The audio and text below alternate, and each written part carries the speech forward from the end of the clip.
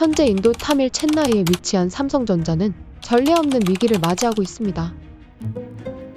Samsung plant in the vicinity who have been staging a protest since yesterday. 就在韩国罢工行动后不久，在印度南部清奈市 그 이유는 천여 명에 달하는 이들 인도 노동자들이 삼성 측을 향해 현실성 떨어지는 요구를 하며 총파업에 들어섰기 때문이었는데요. அங்க 4.5 லட்சம் ரூபாய் சம்பளம் தரப்படும் இதே சர்வீஸ்ல ஒரு தொழிலாளிக்கு.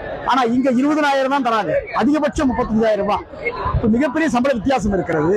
இதன் மீதெல்லாம் ஒரு கலெக்டிவ் பார்கனிங் ILO ஏற்றுக்கொண்டிருக்கக்கூடிய அந்த ஸ்டாண்டர்டுக்கு உட்பட்டு நாங்கள் இங்க சங்கத்தை ஏற்பது, கூட்டுப்பேர உரிமையை உறுதி செய்வது, தொழிற்சங்க பழிவாங்கல் நடவடிக்கைகளை கைவிடுவது என்பதெல்லாம் எங்களுடைய கோரிக்கை.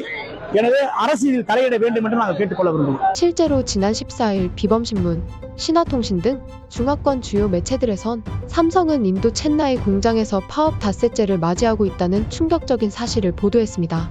삼성의 스마트폰 생산 공장은 베트남 박린성, 타이응우엔성, 한국의 구미 외에도 인도에도 위치해 있었습니다.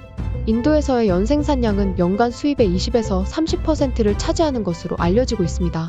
특히 삼성 챈나이 공장 관계자는 시위대가 확산되면 다른 직원 및 인근 주민들의 안전을 위협할 가능성이 있다며 타밀나두주 지방법원에 이들의 접근을 막아달라는 신청서를 제출했음에도 해당 사건을 맡은 사라바나 쿠마르 판사는 되려 노사가 빨리 합의를 해야 한다며 사측을 향해 노동자들의 요구를 일부 수용할 것을 권고하는 어처구니없는 대처로 일관하고 있다며 처참한 현재의 상황을 설명하기도 했죠.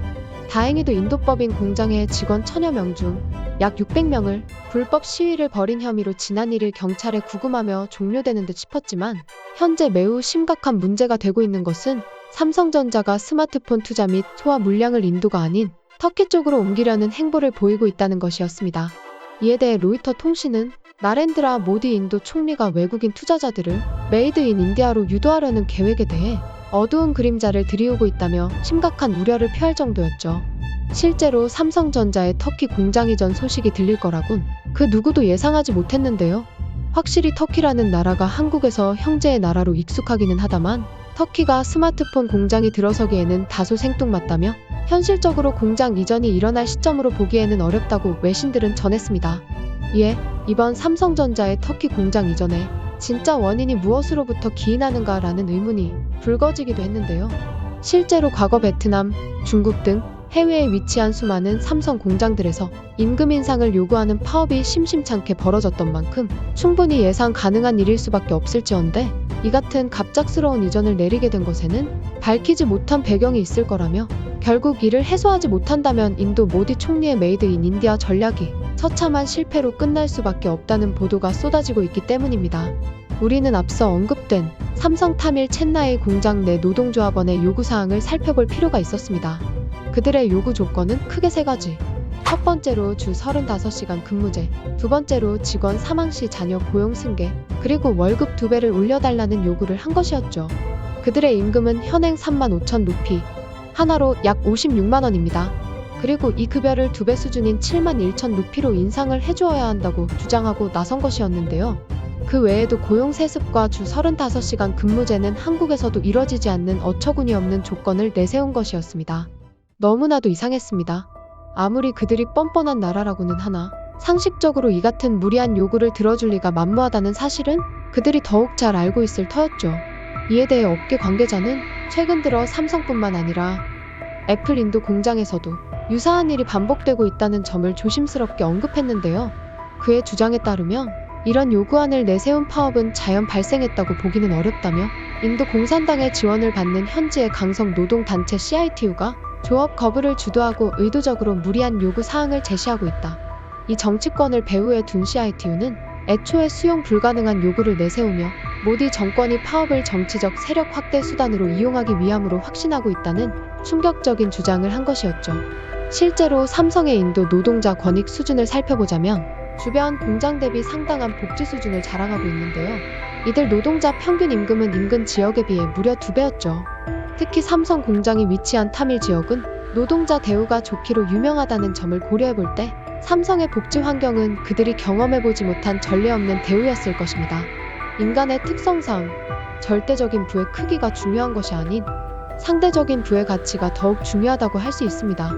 그렇기에 타 공장에 비해 월등한 대우를 받는 이들이 상대적으로 만족할 수밖에 없다는 것인데요. 결국 이 같은 사실로 미루어 볼 때 이번 삼성 타밀 지역의 노동조합원들이 벌인 파업 사태는 인도 공산당의 정치권과 결탁한 세력일 수밖에 없다는 결론이 내려진 것이었죠. 그렇기에 삼성전자는 터키로의 스마트폰 생산기지 이전뿐만 아니라 전 세계 자회사의 영업 및 마케팅 직원은 15%, 생산 및 관리 직원의 최대 30%까지 인원 감축을 하겠다며 본격적으로 인도에서의 사업을 정리하고 생산기지 다각화를 시도하게 된 것이었습니다. 상황이 이렇게 흘러가자 삼성이 떠날세라 다급해진 모디 정부는 관련 부처를 소집하곤 뒤늦게 노동자 파업을 진압할 것을 지시하기도 했는데요.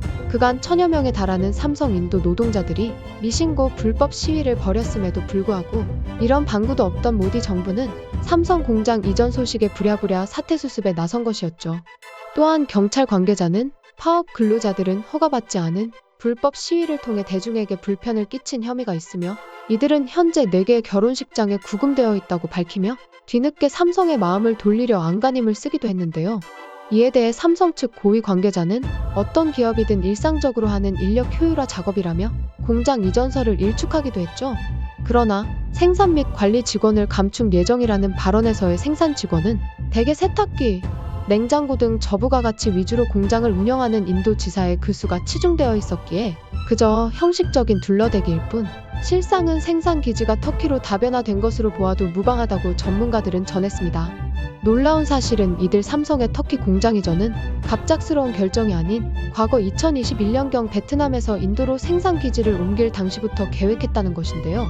실제로 2021년 삼성전자는 베트남 타이응우엔성 옌빈 공장의 물량을 줄여감과 동시에 인도로 생산 물량을 떠넘기는 한편 터키 이스탄불 인근에 스마트폰 생산 공장을 세울 예정이라는 발표를 한 바 있었죠. 당시 외신들은 인건비는커녕 정치적 불안정으로 정부의 규제를 받아 제대로 생산이 될지 확실치도 않은 곳에 공장을 세운다는 것이냐며 비판하는 이들도 적지 않았는데요. 이제 와서 살펴보니 만약에 사태를 대비하여 세운 터키 공장이 이번 인도 사태의 진압을 효과적으로 할 수 있었다며 놀라워하기도 했습니다.